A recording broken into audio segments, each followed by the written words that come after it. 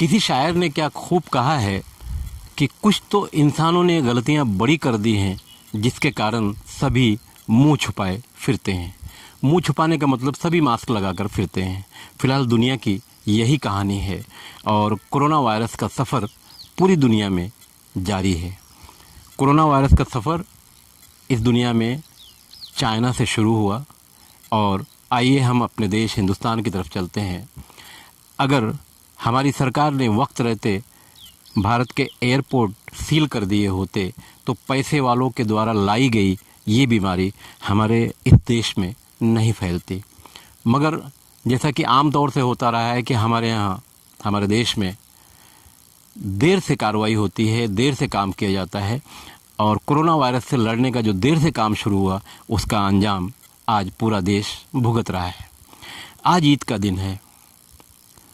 दुनिया ने पहली बार देखा ईद की नमाज नहीं हुई। नमाज हुई वही 4 लोग 5 लोग।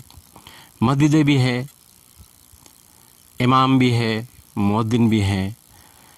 मस्जिदों से आज भी आवाज़ आती है, हय्या अलल फलाह, हय्या अलल फलाह, आओ कामयाबी की तरफ।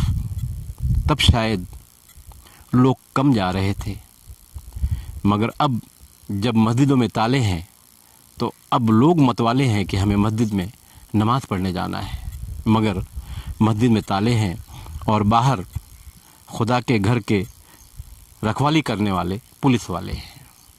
ठीक यही हालत मंदिरों की भी है। मंदिरों में भी कोई प्रोग्राम नहीं और मंदिर के बाहर भी ज़रूरत के मुताबिक पुलिस का बंदोबस्त लगता है। हमारा देश कई धर्मों का एक गहवारा है। जितने धार्मिक स्थल हैं, जितने धर्म के मानने वाले लोग हैं, सभी के धर्म स्थलों पर ताले हैं।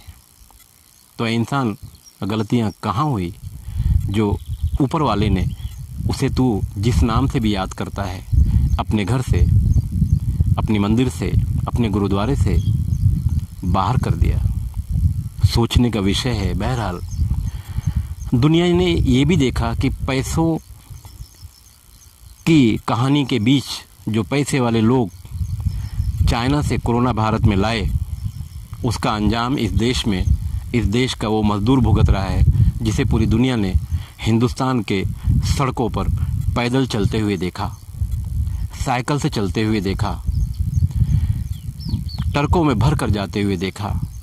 मगर कोरोना इतना समझदार, इतना पढ़ा लिखा है। इस सदी के इतिहास में जब लिखा जाएगा तो मेरी समझ से सबसे ज़्यादा पढ़ा लिखा इंसान कोरोना वायरस को ही लिखा जाएगा, क्योंकि कोरोना जब हवाई जहाज़ के ज़रिए भारत पहुंचा और जब भारत में इसने सफ़र करना शुरू किया तो सबसे पहले मस्जिदें बंद हो गई, मंदिरें बंद हो गई, धार्मिक स्थल बंद हो गए। कोरोना यहाँ आएगा तो लोगों को पकड़ लेगा। इसलिए बड़ा मसला यह है कि कोरोना यहाँ आएगा ही क्यों। ये धार्मिक स्थल है।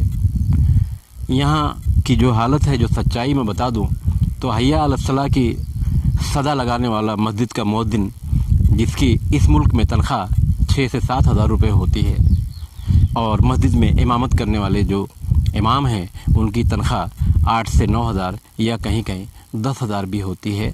मगर बड़ी बात यह है कि अल्लाह के घर की रखवाली करने वाले, जिन्हें लोग ट्रस्टी के नाम से जानते हैं, इनके पास, इनके दरवाजे पर दर्जनों कारें मौजूद होती हैं। ठीक यही हाल हमारे देश में, हमारे देश का सबसे बड़ा धर्म हिंदू धर्म के मंदिरों को भी ट्रस्टियान जो हैं इनके पास भी गाड़ियों की लाइनें लगी हुई हैं, मगर मंदिरों के बाहर गरीब आज भी भीख मांगता है और कुछ मंदिरों में दूध बहाया जाता है, मगर मंदिरों के बाहर बैठा वो भिखारी आज भी भीख मांग रहा है। ये सच्चाई हमारे देश की है। ऐसे में लॉकडाउन 4 में हम चल रहे हैं और उम्मीद है कि आने वाले दिनों में बढ़ेगा। हालांकि सरकार ने थोड़ी सी नरमी तो दिखाई है, मगर नरमी का अंजाम भी कोरोना वायरस बढ़ता हुआ दिखाई दे रहा है। परेशानी की बात यह है कि कोरोना वायरस की आड़ में पूरी दुनिया की सरकारों ने अपने अपने स्तरों पर कुछ बदलाव करना शुरू कर दिया है, जैसा कि हमारे भारत में भी हुआ। भारत में सबसे परेशान हाल अगर दुनिया ने किसी को देखा है तो भारत का मजदूर है, जो इस मुल्क की मशीन को चलाता है, व्यवस्था को चलाता है, अर्थव्यवस्था को नहीं। क्योंकि सरकार की जो नीति थी शराब के ठिकाने चालू करने की, तो मैसेज यही आया कि शराब का कारोबार अगर चलेगा तो देश की अर्थव्यवस्था पर सुधार आएगा। मगर मज़दूर जो है, जो इस देश की व्यवस्था चलाता है, मशीनें चलाता है, मेहनत करता है, उसके लिए इस देश में कोई सहूलत नहीं है। इसलिए तो वो पैदल अपने गांव को जा रहा है।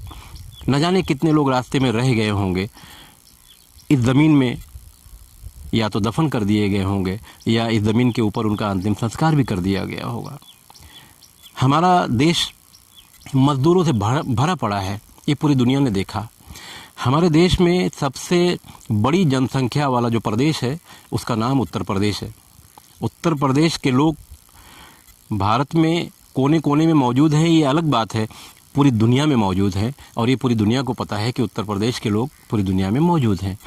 मगर आज जो मज़दूरों की हालत दुनिया ने देखा, सदी में जब लेखक राइटर जब लिखेगा तो मज़दूरों के वो फ़ोटो भी उसके बुक में छपेगी और हो सकता हो कि गिनीज़ बुक में इन मज़दूरों का नाम भी आ जाए, क्योंकि जो हालात मैंने देखा है, जो दुनिया देख रही है, वो ख़तरनाक है।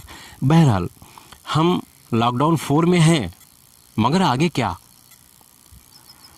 मैं भिवंडी शहर से हूँ। भिवंडी शहर में तमाम धार्मिक स्थल बंद हैं, बंद रहना चाहिए। स्कूल बंद हैं, बंद रहना चाहिए। वजह कोरोना वायरस से लोग परेशान हो जाएंगे, इसलिए बंद है। तो सरकार की नीति है, बंद होना चाहिए। मगर सरकार की नीति में ये कहाँ से आता है कि शराब के ठिकाने चालू कर दिया जाए, पुलिस बंदोबस्त लगवा कर शराब की बिक्री की जाए और धार्मिक स्थलों को, जहाँ लोग मन की शांति के लिए या अपने धर्म को मानने के लिए वहाँ जाते हैं, नमाज़ पढ़ते हैं या पूजा करते हैं, उन्हें बंद कर दिया जाए। कहीं ना कहीं ईद खुशी का मौका है, मगर दुख का मौका भी है कि आज भी भारत की धरती पर न जाने कितने ऐसे मज़दूर होंगे जो पैदल अपने गांव को अभी भी जा रहे होंगे। हमारे देश का मज़दूर कितना ताकतवर है।